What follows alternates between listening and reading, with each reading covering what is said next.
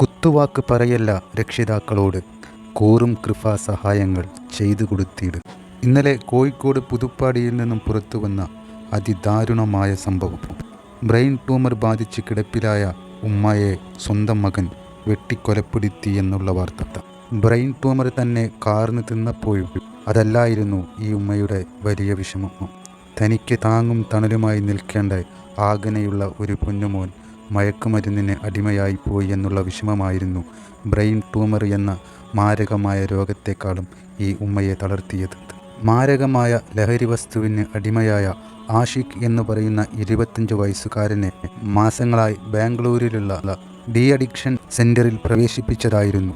അവിടെ നിന്ന് കുറച്ച് ദിവസങ്ങളായി നാട്ടിൽ ഉമ്മ ബ്രെയിൻ ട്യൂമറിൻ്റെ ഓപ്പറേഷൻ കഴിഞ്ഞ് സഹോദരിയായ ഷക്കീനയുടെ വീട്ടിലാണ് താമസിക്കുന്നത്. കുറച്ച് ദിവസങ്ങളായി ആഷിഖും അവിടെ തന്നെയാണ് താമസിച്ചു വരുന്നത്.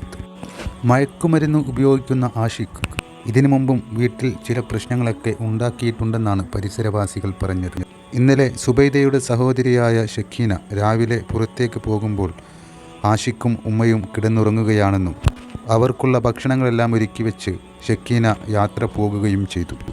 പിന്നീട് ഉച്ചക്ക് 1:30 മണിയോട് കൂടിയാണ് അതിദാരുണമായ സംഭവം അരങ്ങേറിയത്. ആഷിഖ് എന്ന് പറയുന്ന 25 വയസ്സുകാരൻ തൊട്ടടുത്ത വീട്ടിൽ പോയി തേങ്ങ പൊളിക്കാനാണെന്ന് പറഞ്ഞുകൊണ്ടാണ് കൊടുവാൾ വാങ്ങിക്കൊണ്ടുവന്നത്. ശേഷം വീടിൻ്റെ കതകെല്ലാം പൂട്ടി ബ്രെയിൻ ട്യൂമറിൻ്റെ ഓപ്പറേഷൻ കഴിഞ്ഞ് അവശനിലയിൽ കിടക്കുന്ന സ്വന്തം മാതാവായ സുബൈദയെ വെട്ടി കൊലപ്പെടുത്തുകയായിരുന്നു.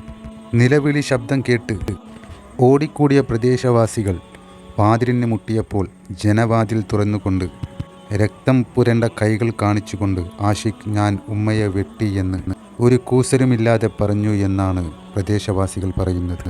ആഷിഖ് മുമ്പും ഇത്തരത്തിൽ പ്രശ്നങ്ങൾ ഉണ്ടാക്കാൻ ശ്രമിച്ചു എന്നാണ് മനസ്സിലാക്കാൻ കഴിഞ്ഞത്. അതുകൊണ്ട് തന്നെ സുബൈദയുടെ സഹോദരിയായ ഷക്കീന നിരന്തരം സുബൈദയെ ഉപദേശിക്കുമായിരുന്നു, നീ അവനെ എപ്പോഴും സൂക്ഷിക്കണമെന്നുള്ളത്. അപ്പോഴെല്ലാം സുബൈദ തൻ്റെ മകനോട് കയർത്താൽ മാത്രമേ അവൻ ആക്രമിക്കാൻ തയ്യാറാകുകയുള്ളൂ എന്നാണ് പറഞ്ഞിരുന്നതെന്നും സക്കീന വെളിപ്പെടുത്തുന്നു.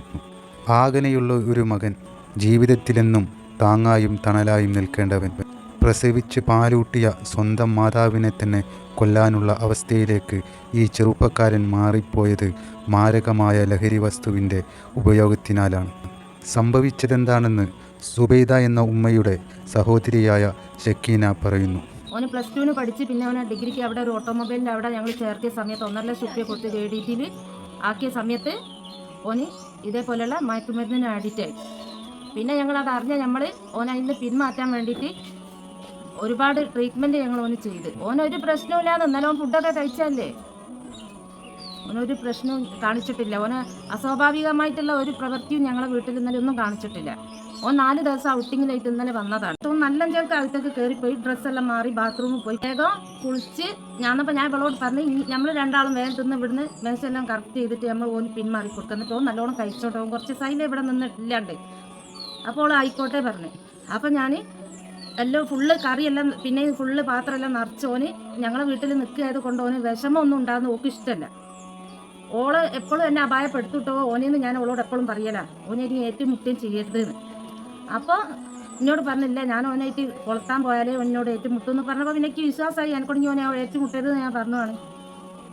അങ്ങനെ പിന്നെ ഞാൻ നേരം വെളുത്ത് പോയപ്പോൾ ഓനൊരു ഭാഗത്ത് കിടന്നുറങ്ങുന്നത്, ഓളൊരു ഭാഗത്ത് കിടന്നുറങ്ങുന്നത്. ഞാൻ 4 മണിക്ക് എണീച്ച് വെൽക്കുള്ള ഫുഡൊക്കെ അവിടെ കറക്റ്റ് ചെയ്ത് വെച്ചിട്ട് പോയതാണ്. 2 മണിയായപ്പോൾ വീട്ടിൽ ചേച്ചി എന്നെ വിളിക്കുകയാണ്. ഇപ്പോൾ വിളിച്ചപ്പോൾ ഇങ്ങനെ പ്രശ്നമാണ്, സക്കീനെ ഓടി വന്ന് പറഞ്ഞപ്പോഴത്തേനും 2 വാതിലും കുറ്റിയിട്ടുണ്ട്.